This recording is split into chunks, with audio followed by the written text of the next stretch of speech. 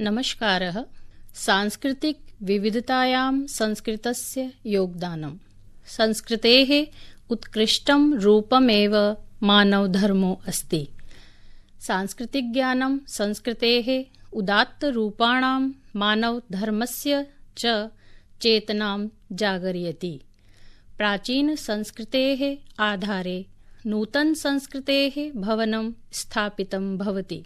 अतएव कोऽपि समाजः प्राचीनां संस्कृतिं विस्मृत्य स्वविकासाय यथोचित दिशायां न अग्रेसरितुं शक्यते। भारते प्राचीना आर्यजनाः विलक्षणप्रतिभासम्पन्नाः आसन्।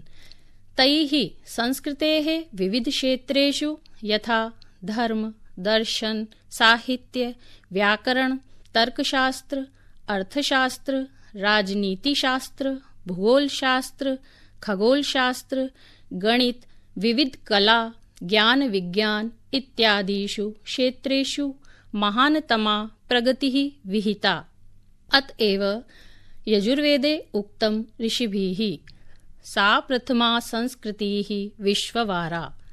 भारतीय संस्कृतिः समग्र विश्वस्य संस्कृतीनां मध्ये सर्वप्रथमा विश्ववारा संस्कृतिः मन्यते। देश, समाज, जाति, व्यक्ति एतेषां समग्राणां मार्गदर्शनानां, सामाजिक परम्पराणां, ऐतिहासिक विधीनां, आध्यात्मिक मन्तव्यानां तथा च जीवननिर्वाहनाय कृतानां चेष्टानाम् अन्तर्भावः संस्कृतिः शब्दान्तर्गते भवति। संस्कृतेः मानवस्य व्यक्तिगतजीवनेन सह सम्बन्धो अस्ति। मानवानां शारीरिक, मानसिक, बौद्धिक, आत्मिक शक्तीनां विकासो एव संस्कृतेः उद्देश्यो भवति। विश्वे सर्वप्राचीनं साहित्यं वैदिकसाहित्यम् अस्ति। साहित्यमिदं संस्कृतभाषायां रचितम् इति तु सर्वविदितमेव। यत्र यत्र वैदिकसंस्कृति साहित्ययोः प्रभावः परिलक्ष्यते तत्र तत्र संस्कृतस्य एव योगदानं दरीदृश्यते। भारते सांस्कृतिकं वैविध्यं विशिष्टमेव। अत्र विभिन्नाः संस्कृतयः, भाषाः, धर्माश्च सन्ति। क्षेत्रीयभाषाः, वेशाः, धर्मोत्सवाः, प्रथाः, भोजनानि, विश्वासाः, संस्काराः इत्यादयः भिन्नाः भिन्नाः सन्ति। विभिन्नानां संस्कृतीनां सह अस्तित्वमेव सांस्कृतिक बहुलतावाद इति उच्यते। वस्तुतः तु भारते समये समये बाह्य आक्रान्तानां शासनानि सञ्जातानि। ते स्वदेशगमनस्य अपेक्षा अत्रत्या एव अभवन्। अतः विविध संस्कृतीनां संगमस्थलं द्रवणपात्रं च अभवत् भारतदेशः।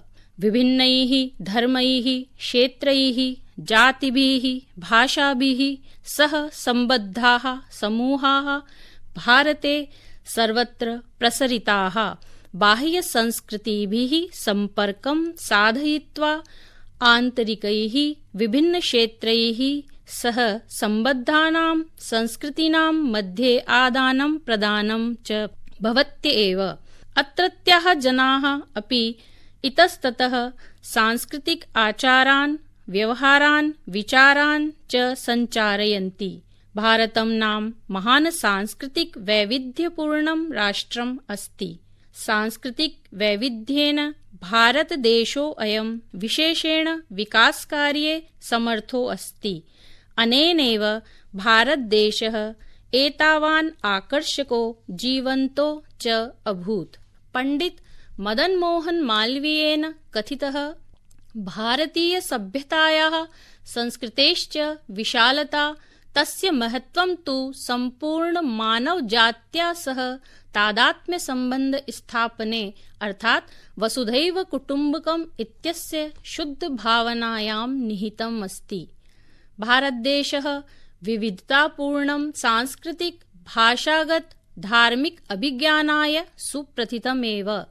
अस्य सुसमृद्धस्य सांस्कृतिकस्य, भाषागतस्य, धर्मगतस्य च विविधतायाः सामाजिकसम्बन्धेषु गभीरप्रभावो अस्ति। अनेन भारतस्य राष्ट्रियम् अभिज्ञानं सार्थकं सञ्जातम्। भारतस्य कला, संगीत, नृत्य, वास्तु, व्यञ्जनानां विविधरूपेषु समृद्ध सांस्कृतिकं वैशिष्ट्यं परिलक्ष्यते। विविधता इयं देशस्य सुदीर्घेण इतिहासेन तथा च सुदीर्घशताब्दिभ्यः क्षेत्रे अस्मिन् स्थापितानां विभिन्नानां सभ्यतानां संस्कृतीनां च प्रभावस्य परिणामो अस्ति। भरतनाट्यं, कथक नृत्यं, मणिपुरी नृत्यं, रासलीला सदृशै नृत्यरूपैः सह विविधेभ्यः लोकनृत्यरूपेभ्यः प्रसिद्धोऽयं देशः। संस्कृतभाषायां रचितं भरतनाट्यशास्त्रमेव सर्वेषाम् उद्गमशास्त्रमस्ति। कला स्थापत्ययोः सुसमृद्धा परम्परा अस्ति भारते। अस्याम् एव अजन्ता, एलोरा इत्येतेषां प्राचीनगुहाचित्रप्रभृतिः, ताजमहल इत्यस्य रूपे मुगलवास्तुकला अपि सम्मिलिता।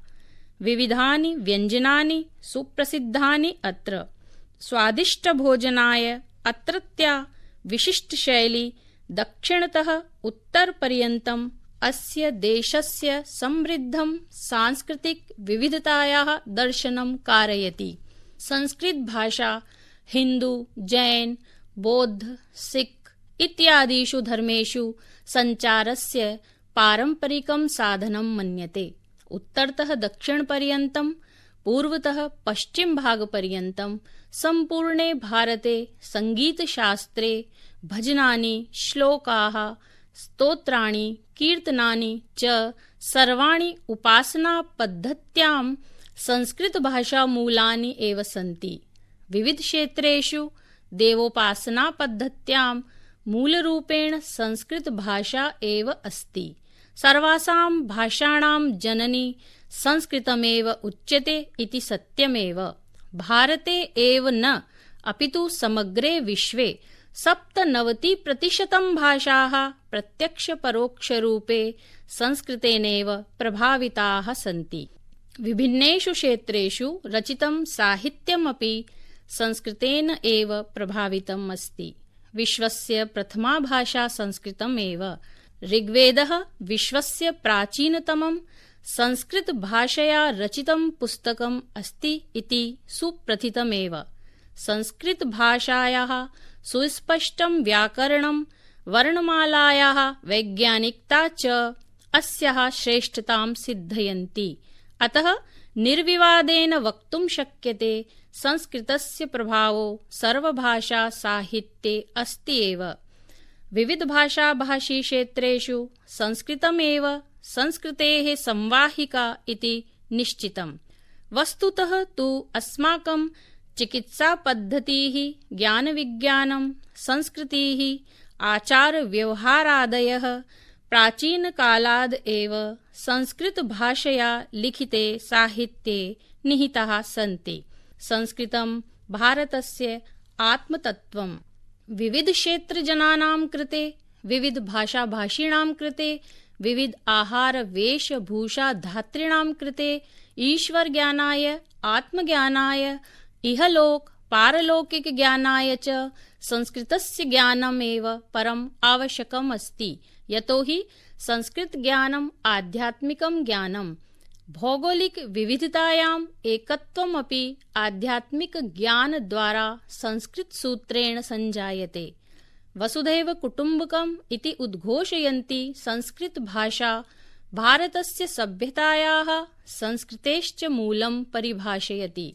संस्कृतभाषया प्रणीतानां योग, आयुर्वेद, वेदांत, व्याकरण, साहित्य, ज्योतिषादीनां विषयाणां ज्ञानोपयोगित्वं सर्वविदितमेव।